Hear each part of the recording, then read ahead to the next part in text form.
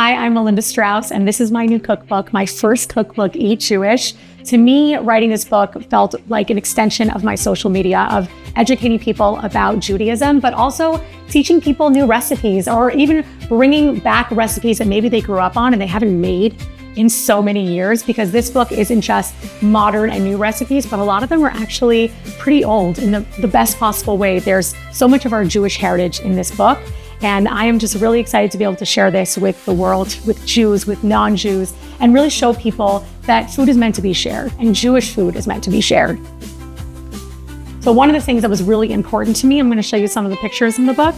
What was really important to me was making sure that no matter where you live in the world, whether you're Jewish or non-Jewish, that you are able to have access to the ingredients in this book.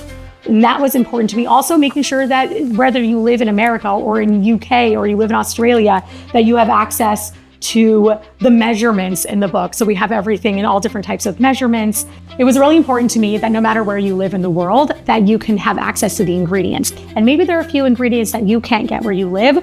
So I actually made the seasonings and the spices for that. So something like za'atar, which isn't accessible for everybody, or everything bagel seasoning and onion soup mix, which I know at least everything bagel seasoning is something that you can't always get outside of the US. So I actually created the recipes for it. And then in the book, when you see everything bagel seasoning, you come here and get the recipe and then you can have it in your pantry.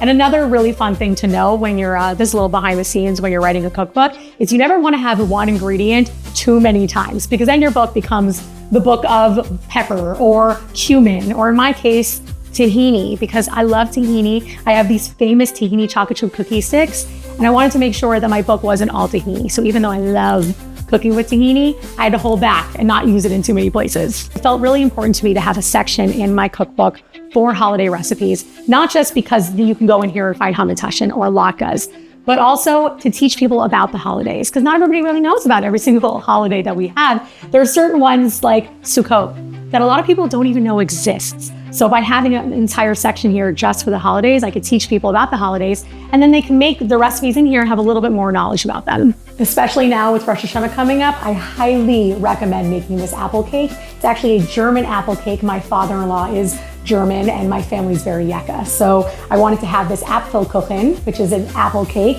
that you guys can make.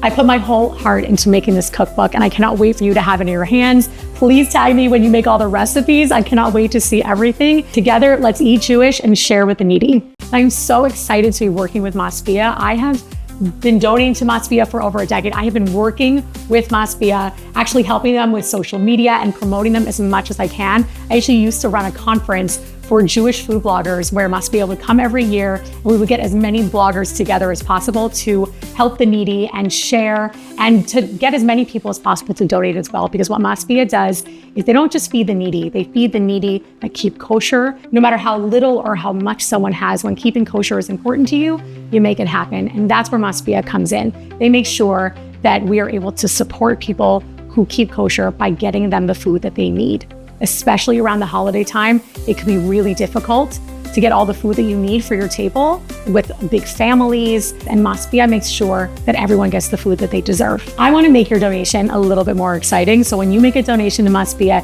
you can get one of my cookbooks, you can get a signed cookbook from me, and you can even get a video personalized by me to whoever you want. Isn't that awesome?